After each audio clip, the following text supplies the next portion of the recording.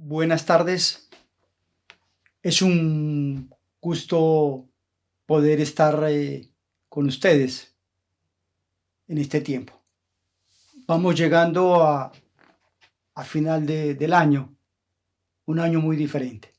Pero es un privilegio para mí compartir la palabra de Dios y saludo a los queridos alumnos donde estén y a mis queridos hermanos.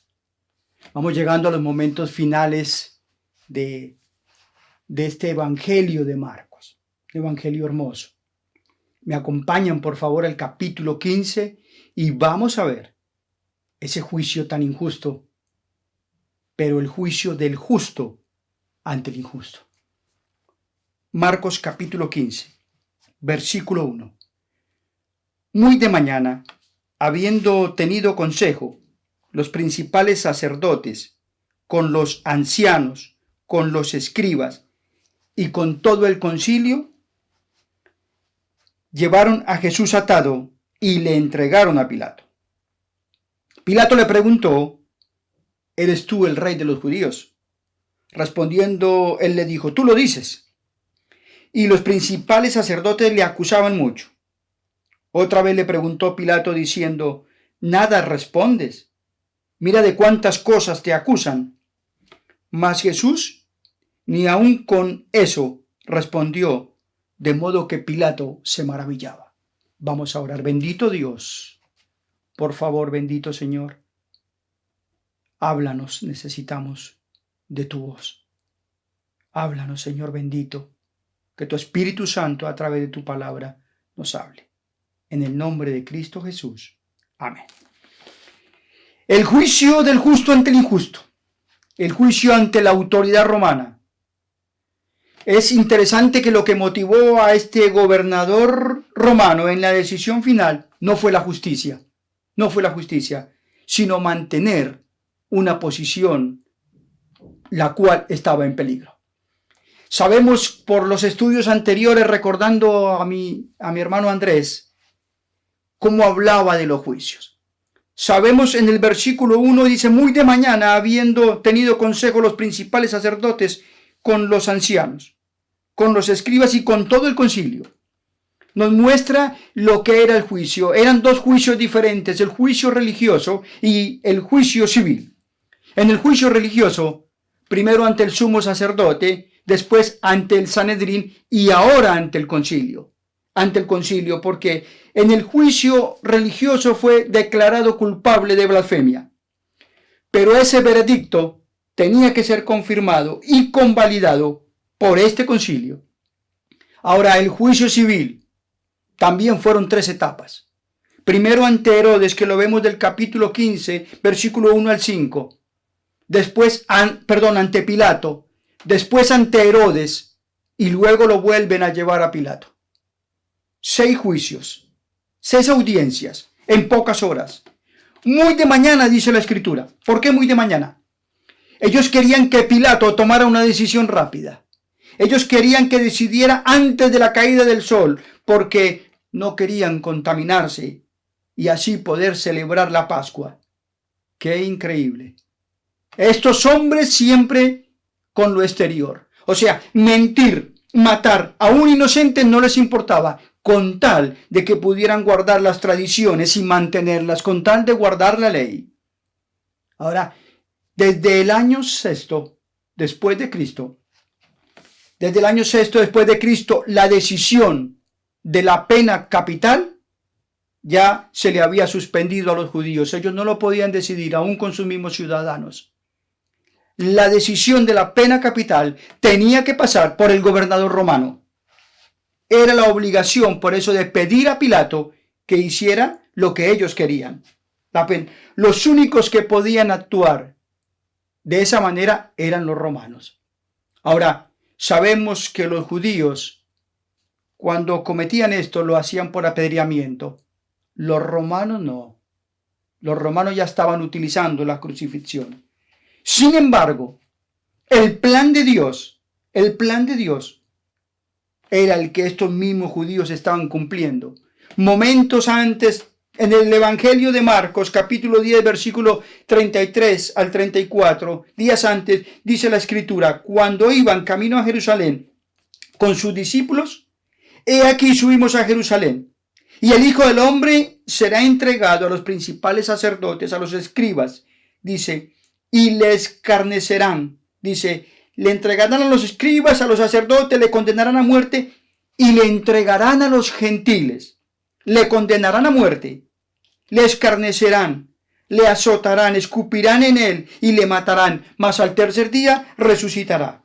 Y Hechos 2, versículo 23, hablando de Cristo, dice allí el escritor, a este entregado por el determinado consejo y anticipado conocimiento de Dios, prendisteis y mataste por manos de inicuos, crucificando, al cual Dios resucitó. No era el plan B. La cruz era el único plan que había para redimirnos de la esclavitud del pecado. Era el único plan. Dios, en su soberanía, también estaba actuando. Dice la Escritura que lo llevaron atado. Y yo pensaba, llevaron atado a la persona de Jesucristo, tiraban las manos hacia atrás de la persona, lo ataban con cuerdas y lo llevaron y lo entregaron a Pilato. Lo llevaron atado, pero pensando en eso, lo llevaron atado para darnos libertad a nosotros. Vamos a ver, dice la Escritura en el versículo 1, que lo llevaron ante Pilato. El juez. Este Pilato era el gobernador romano en ese momento, Poncio Pilato. La historia lo describe como un hombre inflexible, un hombre sin misericordia, obstinado, supersticioso y cruel. Este hombre, Poncio Pilato, tenía la obligación de que en las fiestas hubiera paz. Era su obligación. Su residencia no estaba allí. Su residencia estaba en Cesarea, pero en las fiestas iba a Jerusalén, donde podía haber algún problema. En el ámbito militar y en el ámbito civil era la máxima autoridad. Era quien decidía. Era el que mandaba. Ahora, en estos juicios, no había abogado, no había fiscal, tampoco había jurado, solamente era el juez. Él decidía absolutamente todo. Ahora, este Poncio Pilato, el escritor Josefo, dice que odiaba a los judíos. Odiaba a los judíos mucho. Pero les temía. ¿Por qué? Porque algún sector judío tenía una influencia en el poder político de Roma. Entonces este Poncio Pilato sabía cómo manejarlos, cómo llevarlos, le convenía, porque podía correr peligro su posición. En las altas esferas del gobierno romano, algunos judíos tenían alguna influencia. A este Poncio Pilato las cuestiones religiosas no le interesaban. Ahora, al juicio lo llevan y sabemos que la acusación era por blasfemia. La Escritura dice que lo entregaron y Poncio Pilato le preguntó, ¿tú eres el rey de los judíos? Respondió y le dijo. Le acusaban mucho. Ahora lo llevan ante este juez. ¿Cuál era la acusación de estos judíos? Sabemos que habían dicho que era por blasfemia, pero en los evangelios nos muestra especialmente el evangelio de Juan de qué lo acusaban. Juan 18, 29 al 30. Acompáñenme allí, por favor. Juan 18 dice la Escritura, 29 al 30. Entonces salió Pilatos a ellos y le dijo, ¿qué acusación traéis contra este hombre? Respondieron y le dijeron, si este no fuera malhechor, no te lo hubiéramos entregado. Miren la acusación. Lo acusaban de malhechor, todo negativo, todo un hombre malvado, un hombre maligno, aquel que hace daño. Es un hombre que puede poner en riesgo a Roma. Es un sedicioso. Pero en Lucas 23, 1 al 2, también le acusaban de que pervertía la nación. Pervierte la nación prohibiendo dar tributo al César y diciendo que es el rey de los judíos. La primera acusación, un malhechor. Lo segundo, pervierte la nación, queriendo sacarle lo que le correspondía a Roma. Pero recordemos que días antes El Señor había enseñado sobre el impuesto. Cuando le preguntaron, él pidió la moneda y dijo, dad César lo que es del César y a Dios lo que es de Dios. Les estaba enseñando que había que cumplir con lo que correspondía. Y lo estaban acusando de que pervertía a la nación. En pocas palabras estaban diciendo, si este hombre se hace rey, se van a quedar sin dinero, no van a tener lo que recogen de tributo. Ahora, la tercera acusación, este hombre dice que es el Mesías y va a llevar una turba armada a Jerusalén para reclamar el trono de David. Ahora, nosotros no reconocemos, dicen los judíos, sino al único rey, al César. ¡Qué increíble! La Escritura nos dice que era una amenaza para la paz romana, para la economía, no les toquen la economía, y para el reino.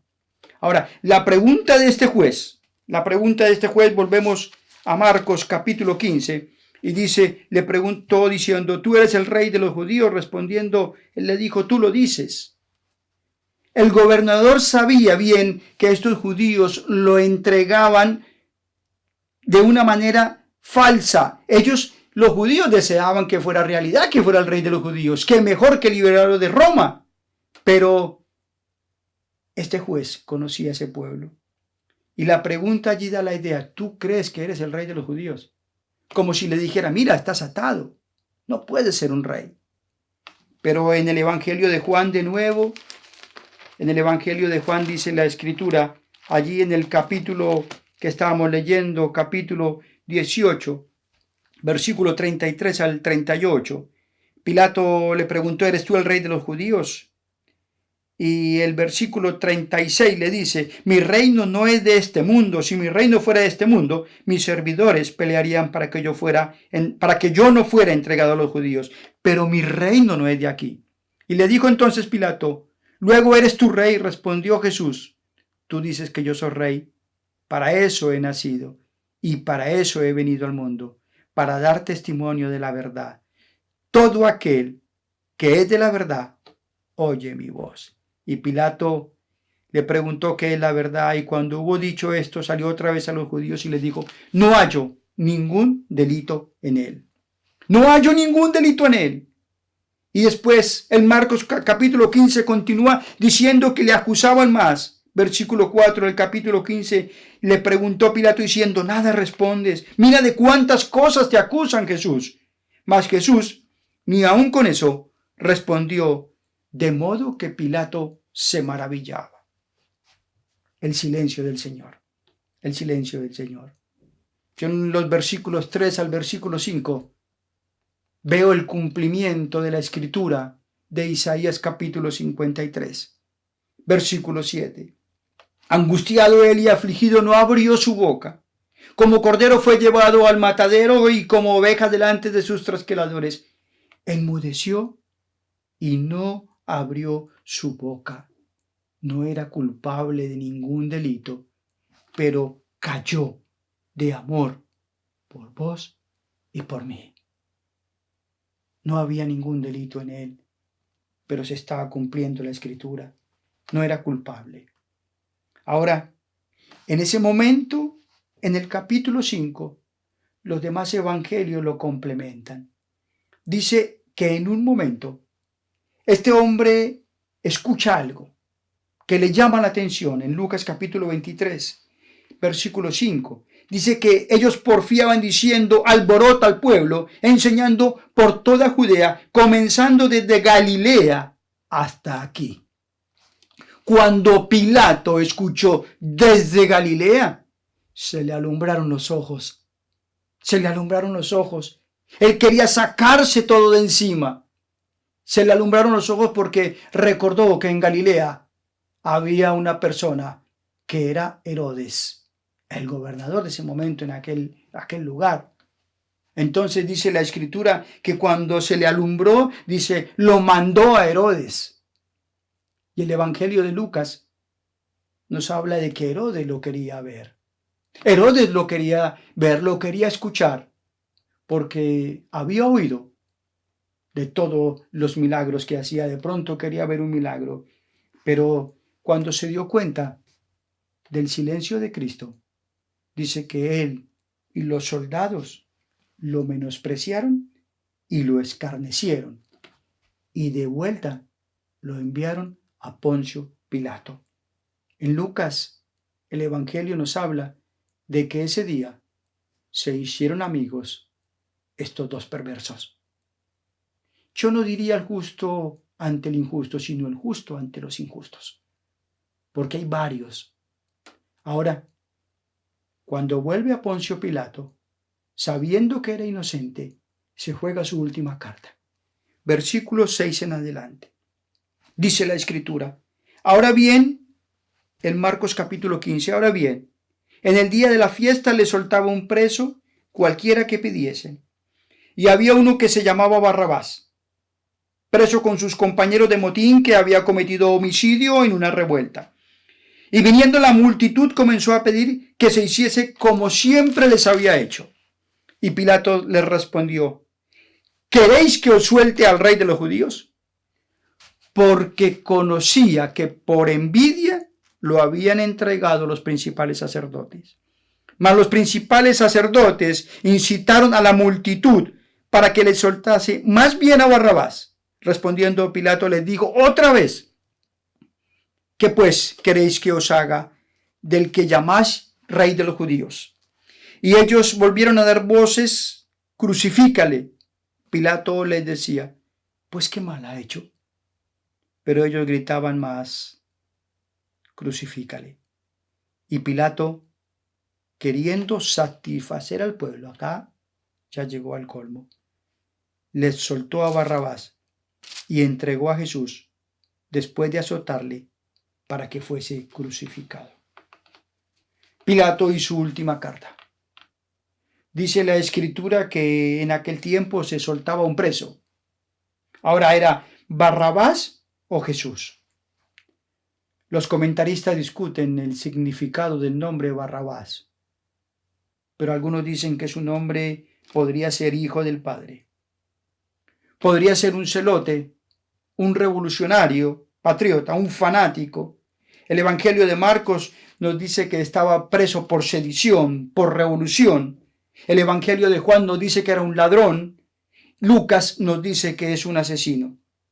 Ahora, este Barrabás ya había sido juzgado y condenado.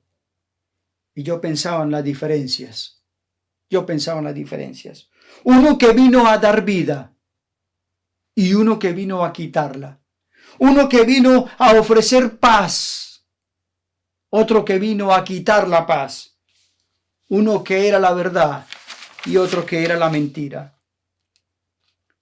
Es interesante que hay comentaristas que dicen que la cruz en la cual fue utilizada para nuestro amado Salvador era la cruz que ya había sido preparada para Barrabás.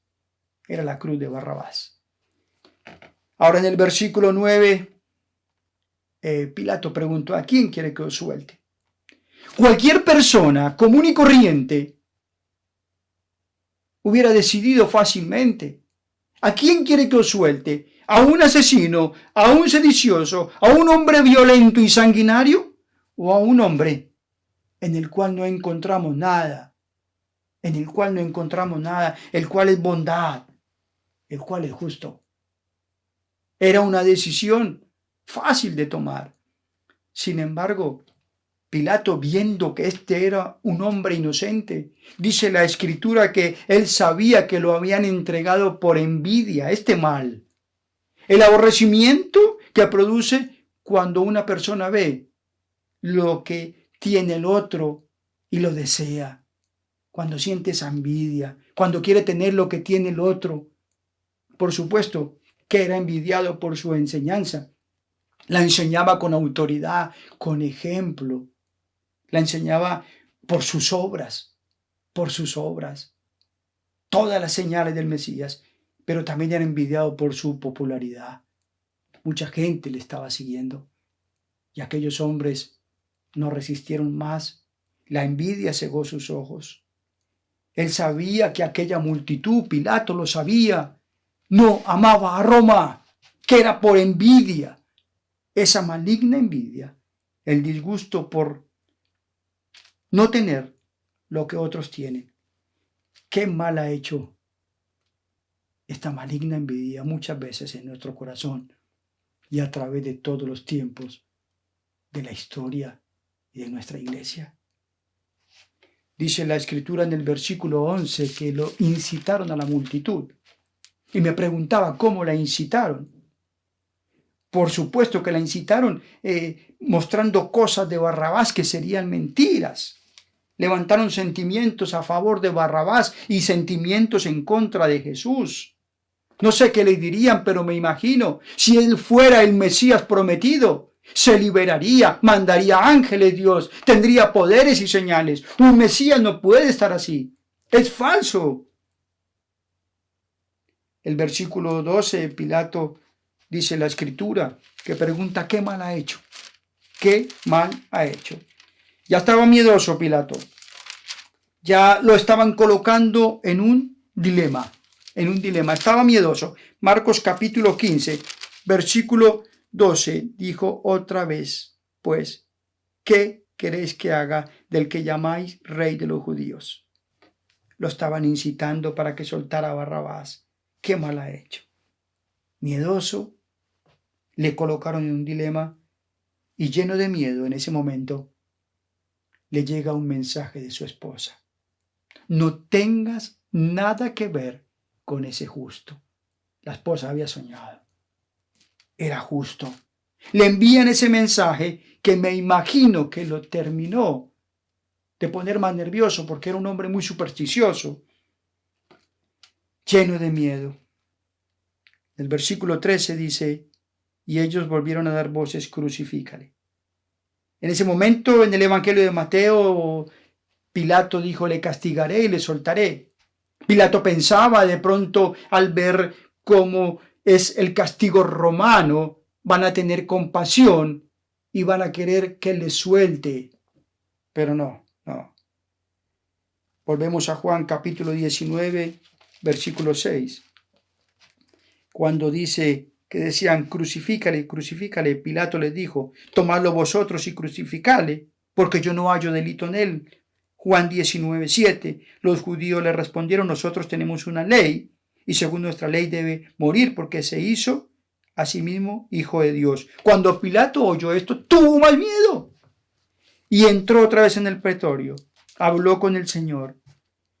Y en el versículo 12, desde entonces procuraba Pilato soltarle, pero los judíos daban voces diciendo, si a este sueltas, no eres amigo de César. Todo el que se hace rey, a César se opone. Entonces Pilato, dice la Escritura, oyendo esto, llevó fuera a Jesús, se sentó en el tribunal. Dice que era la preparación de la Pascua, como la hora sexta, he aquí vuestro rey, he aquí vuestro rey. Mateo capítulo 27, versículo 24 al 25 dice que tomó agua y se lavó las manos. Mateo 27, 24 es el momento cuando ya nada podía lograr este hombre miedoso. Se lavó las manos y dijo algo. Yo soy inocente de la sangre de este justo. Allá vosotros. Y dice la Escritura en Mateo 27, 24 y 25 que respondió el pueblo, todo el pueblo, su sangre sea sobre nosotros, dice, y sobre nuestros hijos. ¿Qué palabras? Conocemos la historia del pueblo de Israel. Conocemos la historia del pueblo de Israel durante aproximadamente estos últimos 2000 años. Y cuando vemos esto, tiemblo. Su sangre sea sobre nosotros y sobre nuestros hijos. Cuidado con lo que pidieron. Tiemblo cuando veo este pasaje de la Escritura. Queriendo, versículo 15 de Marcos, complacer la gente, dice, queriendo satisfacer al pueblo, le soltó a Barrabás y entregó a Jesús después de azotarle para que fuera crucificado. Ya no quedaba nada bueno allí. El hombre que estaba para impartir justicia llegó a satisfacer la gente. Ya no queda nada bueno. Pero contemplemos el juicio de Cristo y de Barrabás. Contemplemos ese juicio y el único humano que puede decir que Jesús tomó su lugar físico fue Barrabás, porque fue la cruz que estaba para Barrabás la que tomó Cristo. El único que podía decir eso. Pero alumnos y hermanos queridos, todos nosotros podemos decir que Cristo en aquella cruz tomó nuestro lugar, el tuyo y el mío. Tomó ese lugar, tomó mi lugar en la cruz.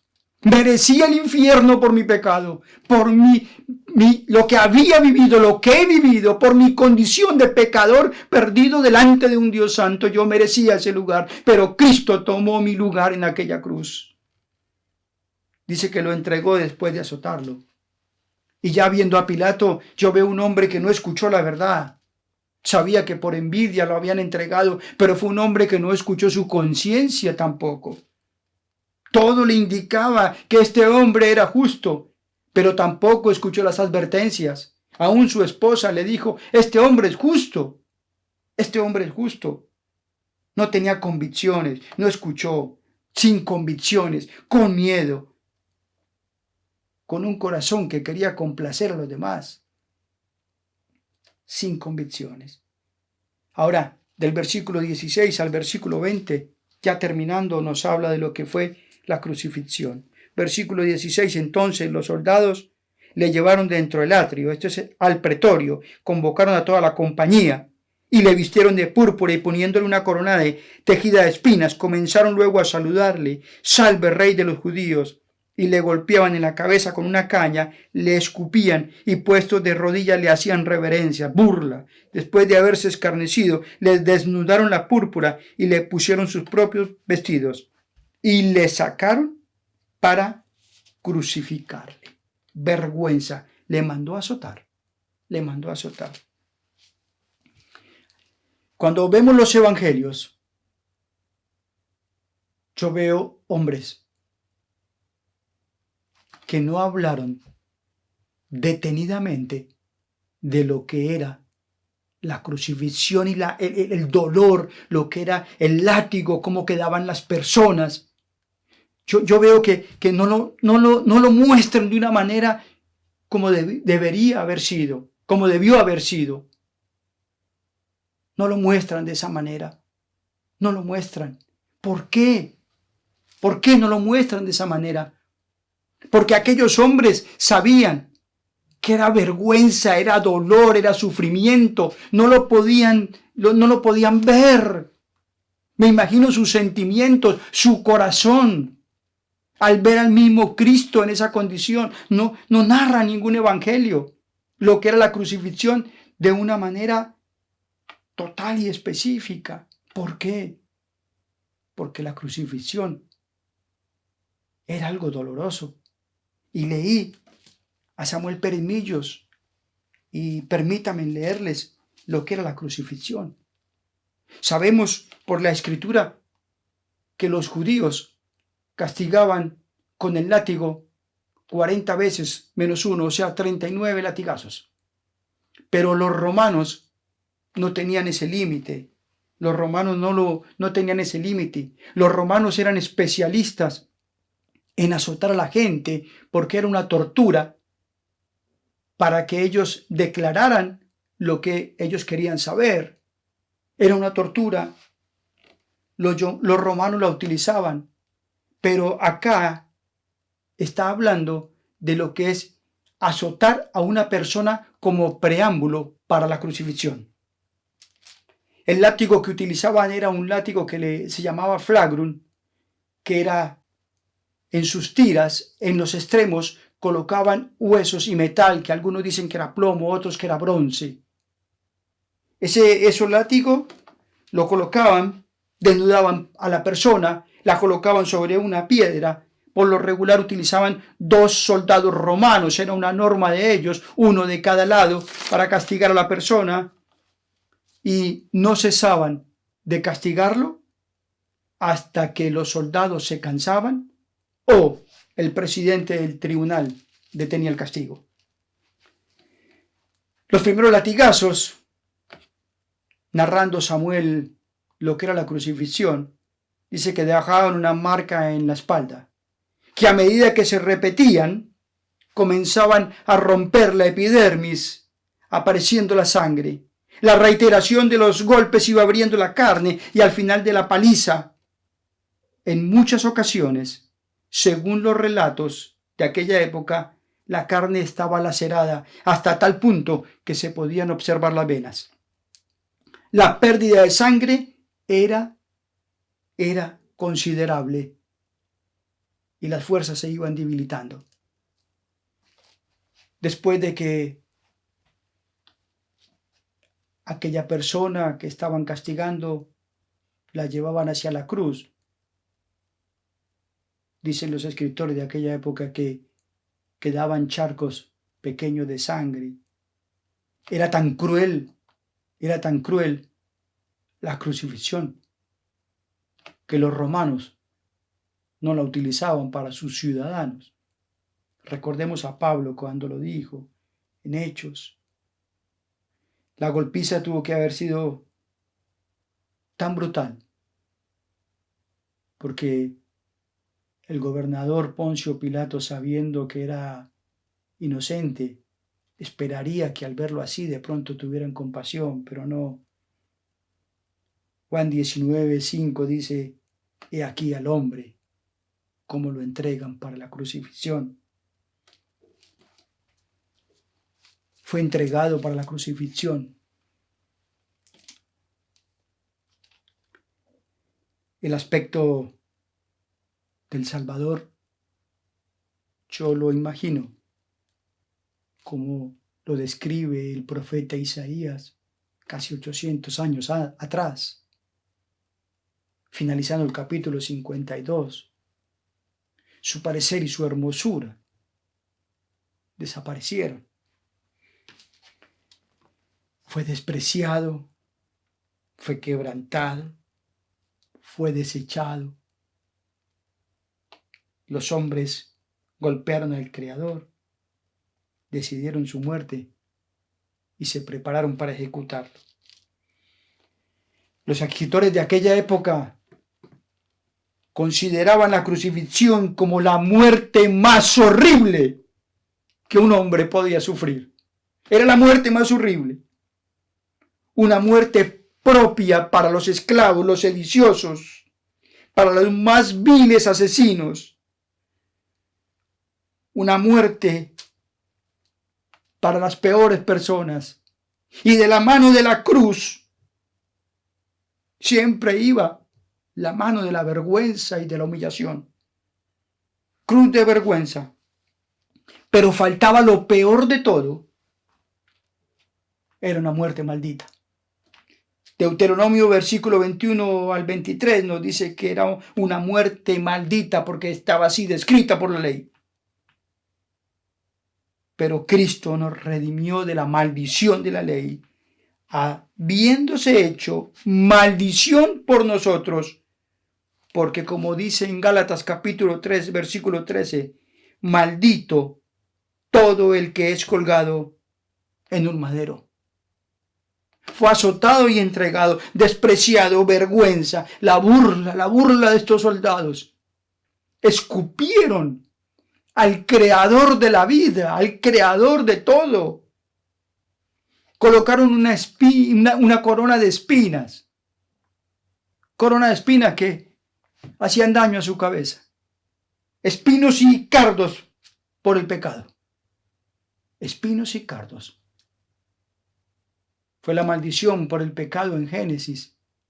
Como si colocaran allí en su cabeza, recordando lo que es el pecado, Las criaturas escupiendo al Creador.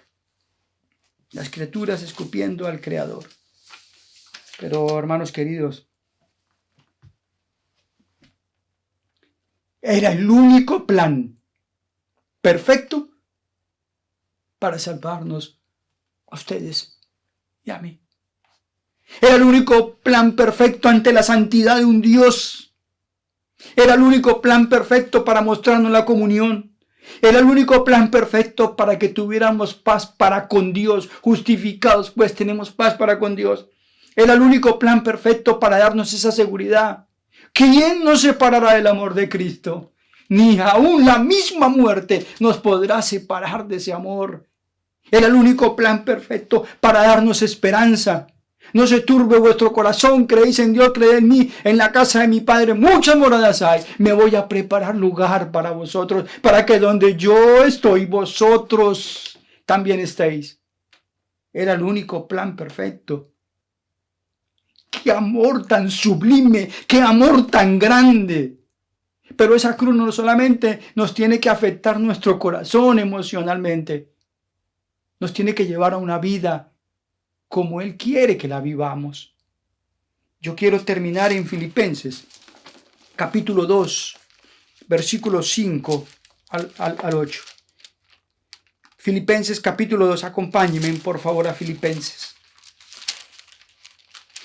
Filipenses, capítulo 2, mostrando allí el apóstol. Haya pues en vosotros este sentir que hubo también en Cristo Jesús, el cual siendo en forma de Dios, no estimó el ser igual a Dios. No se aferró a eso. Se despojó. Tomó forma de siervo, hecho semejante a los hombres. Y estando en condición de hombre, se humilló a sí mismo, haciéndose obediente hasta la muerte. Y la peor muerte, la muerte de cruz, de vergüenza, de dolor, para salvarme. Por lo cual Dios también lo exaltó hasta lo sumo y le dio un nombre sobre todo nombre, para que en el nombre de Jesús se doble toda rodilla de los que están en los cielos y en la tierra y debajo de la tierra. Y el versículo 12, el apóstol Pablo dice: por tanto, amados míos, como siempre habéis obedecido, no como en mi presencia solamente, sino mucho más ahora en mi ausencia, ocupados de vuestra salvación, con temor y temblor, porque Dios es el que en vosotros produce así el querer como el hacer por su buena voluntad. Por tanto, viendo esa cruz, viendo ese amor, no solamente tiene que ser una emoción, sino que tiene que ser una vivencia, vivir a Cristo, versículo 15, para que seáis irreprensibles y sencillos, hijos de Dios sin mancha en medio de una generación maligna y perversa, en medio de la cual resplandecéis como luminares en el mundo, asidos de la palabra de vida, para que en el día de Cristo, dice, yo pueda gloriarme de que no he corrido en vano, ni en vano he trabajado, y aunque sea derramado en libación sobre el sacrificio y servicio de vuestra fe, me gozo y regocijo con todos vosotros. Asimismo, gozaos y regocijaos también vosotros conmigo. La escritura perfecta. Un Dios perfecto. Luminares, santos, sirviendo en este mundo en que nos encontramos. Vamos a orar. Bendito Dios, gracias por tu bendita palabra. Señor y Dios bendito y santo, qué amor tan grande. Qué amor tan grande por pecadores perdidos sin esperanza como éramos. Qué amor tan sublime. El mismo Dios, hecho hombre, sufriendo lo que estaba anticipado porque era la única solución por nuestro pecado. Que veamos esa cruz no solamente que afecte nuestras emociones, sino que afecte nuestra vida y vivamos como tú quieres en este tiempo. Una generación maligna, ayúdanos a resplandecer, a hacer luz, tomando tu palabra en alto, compartiendo ese mensaje glorioso que salva y que es la única solución para este mundo perdido y sin esperanza. Bendice mis hermanos y bendice mi vida. En el nombre de Cristo Jesús. Amén.